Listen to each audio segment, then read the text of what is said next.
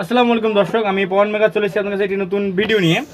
তো এই মুহূর্তে আমাদের হাতে একটি প্রেস্টিজ কোম্পানি ইনফ্রারেড কুকার আছে। তো এটার সমস্যাটা একটু দেখে নেই। তো জাস্ট আমরা এখানে অন করলাম, অন হয়েছে। এখন আমাদের অন করব, অন তো হয় না। তো এটার প্রবলেম হলো এটা চালু হয় না। তো এই জন্য এটা আমার কাস্টমার আমার কাছে পাঠাইছে। তো আমরা দেখবো যে কী কারণে চালু হয় না। এটা কিন্তু অন বাতিটা জ্বলতেছে কিন্তু কাজ করতেছে না। এটা সমস্যার সমাধান কিভাবে করা যায় সেটা আজকে আমাদের এই ভিডিওতে দেখবো। তো আর কথা বাড়াবো না, চলুন আমাদের ভিডিওটা।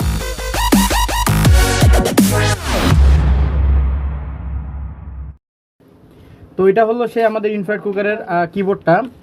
তো যেহেতু এটা টাচ কাজ করে না, সেহেতু আমাদের টাচটা অন বাটনটা কাজ করে না, সেটা দেখতে হবে। যদি এটা অন বাটন কাজ করে তাহলে আপনার সবগুলাই ইনশাল্লাহ কাজ করবে। প্রথম দেখবো যে কোথাও মরিচা ধরছে কিনা। তো এই মুহূর্তে আমার এখানে মনে হচ্ছে এই জায়গায় একটু ফাঙ্গাস জমছে, প্লাস এগুলা ফাঙ্গাস না, এগুলা আটা। তো আমরা কি করব, আমরা জাস্ট কভারটাতে এটা বাইর দিক দিয়ে টাচ করে দেখব যে আসলে কাজ করে কিনা। অনেক সময় দেখা যায় কি আপনার বাইর সাইড দিয়ে কাজ করে কিন্তু ভিতর দিয়ে গ্লাসের উপরে কাজ করে না। সেক্ষেত্রে এটা কী করণীয় সেটা আপনাদের আজকে জানাবো। তো জাস্ট আমরা এটা যেভাবে খুলেছিলাম ঠিক সেমভাবে বসাই দেব, পাওয়ারে দেব। তো পাওয়ার চলে আসছে, এখন অন প্রেস করে দেখি। অন সাইড এই সাইড। তো ওই দেখেন এখানে কিন্তু খুব সুন্দরভাবে অনটা কাজ করতেছে। যদি আমি যতবারে প্রেস করতেছি অনটা কাজ করতেছে। আর আপনারা অবশ্যই এটা হাত দিয়ে টাচ করবেন না, কারণ হাত দিয়ে টাচ করলে আপনারা শর্ট খাবেন। আমি শর্ট খাবো না, কারণ আমার আলাদা একটা উপায় আছে। তো শোনেন আমি কি বলতে চাইলাম। তো যেহেতু আমাদের টাচটা কিন্তু আপনার দিয়ে কাজ করতেছে, অর্থাৎ বাই সাইড দিয়ে কাজ করতেছে, গ্লাসের উপরে কাজ করতেছে না। আমি যদি এখন এখানে প্রেস করতেছি ততবারই কাজ করতেছে, কিন্তু গ্লাসের উপরে জিনিসটা কাজ করতেছে না। অর্থাৎ যে ফ্রিকোয়েন্সিটা আছে, ফ্রিকোয়েন্সিটা গ্লাসটা ভেদ করতে পারছে না, এই জন্য চালু হচ্ছে না। তো সেক্ষেত্রে করণীয় কি, ময়লা জমছে, তো ময়লা আমরা হালকা করে এটা পরিষ্কার করে নেবো আগে।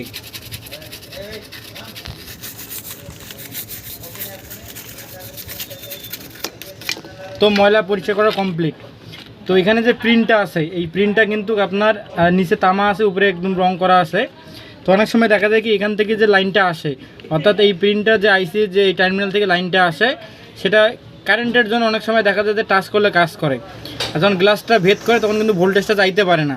তো আমরা কি করব, জাস্ট আমরা এখান থেকে আপনি এটা যে জায়গা পর্যন্ত গেছে, আপাতত এই জায়গা পর্যন্ত গেছে, তো আমরা এখান থেকে জাস্ট একটা তার জাম্পারিং করে দেবো, আমাদের কাজটা ইনশাল্লাহ হয়ে যাবে।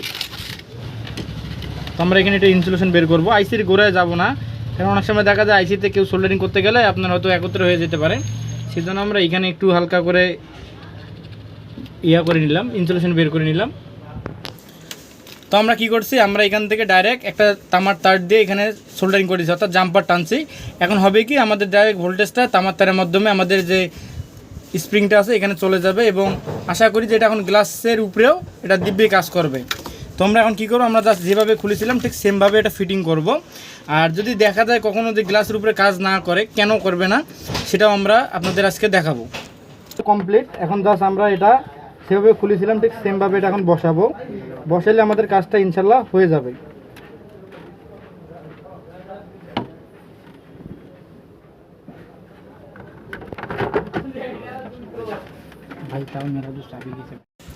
তো আমরা জাম্পারটা টানার পর এটা ফিটিং করছি। তো আমরা এখন দেখবো যে আসলে চুলাটা কাজ করে কি না। যদি চুলাটা কাজ না করে তাহলে আমরা অন্য পদ্ধতি এটা অবলম্বন করব। তো প্রাথমিক আমরা এটা দেখলাম। তো আমরা এখন পাওয়ারে দিলাম, তো পাওয়ার চলে আসছে। এখন যদি আমরা অন প্রেস করি তো দেখেন অন হয়ে গেছে। এখন যদি ফাংশন প্রেস করি তো ফাংশন হয়েছে। এখন 1600 ওয়াটে গরম হচ্ছে, মাইনাস প্লাস প্লাস, আবার অফ, আবার অন, আবার অফ, আবার অন। তাহলে আমাদের এখন বোঝা যাচ্ছে যে আমাদের চুলাটা ঠিক ছিল। ওই আমরা যখন জাম্পারটা টানলাম দেখা গেছিলো যে আগে যে প্রিন্টটা ছিল তো ওখান থেকেই আপনার ভোল্টেজটা গেছিল না। এই জন্য আমরা জাম্পারটা টানছি এটা তামার তার দিয়ে, ডিরেক্টলি ওখানে ভোল্টেজটা গেছে, যাওয়ার পর এই চুলাটা কাজ করতেছে।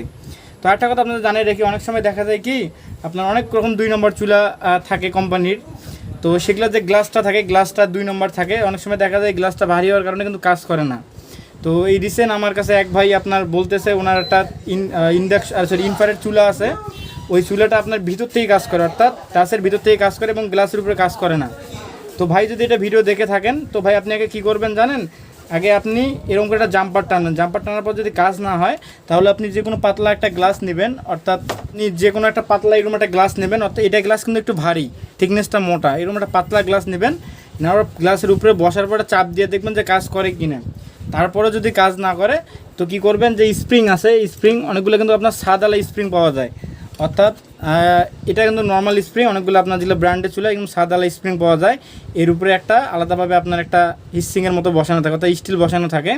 তো সেটা ব্যবহার করে দেখতেই। তো আমাদের যেহেতু এই চুলাটা একদম কাজ কমপ্লিট, তো আপনাদের আর কিছু শিখাইতে পারলাম না। আমি আশা করবো যে নেক্সট স্টেজে আরও ভালো কাজ আসুক, যেটা আপনাদের মাঝে আমি ভিডিও উপস্থাপন করতে পারি। তো আজকের মতো আসসালামু আলাইকুম, দেখা হবে একটি নতুন ভিডিওতে।